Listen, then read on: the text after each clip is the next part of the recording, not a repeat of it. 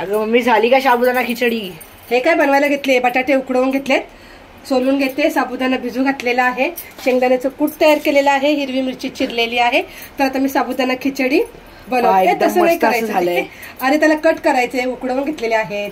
Smash नाही करणार का? स्मॅश नाही करायचं साबुदाणा खिचडीला.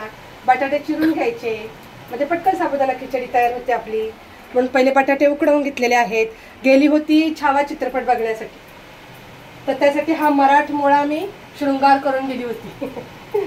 फक्त साबुदाणा खिचडी तयार करते. तर व्हिडिओ नक्की बघा, चॅनलला लाईक करा, शेअर करा, सबस्क्राईब जरूर करा बरं का.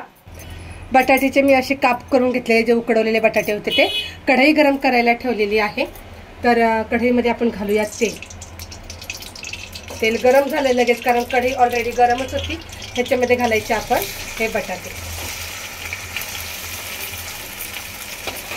बटाटे घालून झाल्यानंतर ह्याच्यात बटाट्याचं चवीनुसार आपण बटाट्यामध्ये मीठ घालायचं आहे. जे हातानेच मीठ घालत असते.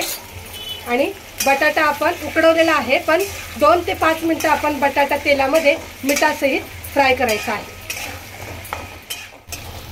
बटाटा 2 ते 5 मिनिटं मस्त फ्राय झालेला आहे. त्याच्यामध्ये घालूया आपण मिरची. तिखट करायचं ना? हो. तिखट झणझणी साबुदाणा खिचडी.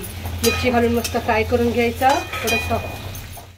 थोडंसं फ्राय झालेलं आहे. एकदम साध्या सोप्या पद्धतीने साबुदाणा खिचडी बनवते मी. आता याच्यामध्ये घालूया आपण साबुदाणा, जेवढा पाहिजे तेवढा.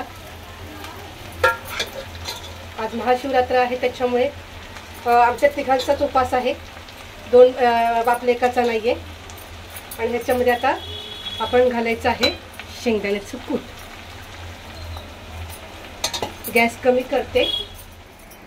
आता शेंगदाणे घातलेले आहेच आणि आपण एक जीव होईपर्यंत सगळा मसाला मिक्स करून घ्यायचा. याच्यामध्ये आता घालायचं आहे आपल्याला मीठ, चवीनुसार मीठ. ऑलरेडी आपण बटाट्यामध्ये मीठ घातलेला होता म्हणून. आणि हे सेंद्रिय मीठ आहे, जे उपासाला वापरतात. असं तर आम्ही रोजच वापरतो मीठ.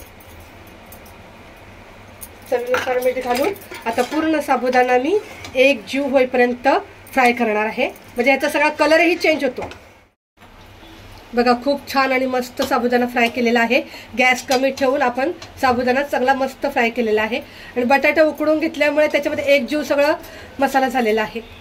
आता मी एका प्लेटमध्ये तुम्हाला मी काढून दाखवते बरं का. दही घेतलेलं आहे, कारण साबुदाण्यासोबत अगर दही खाल्लं तर पोटामध्ये भडभड करत नाही. एक तर साबुदाण्यासोबत तुम्ही केळी खा किंवा दही खा, तर पोटामध्ये शांत राहतं.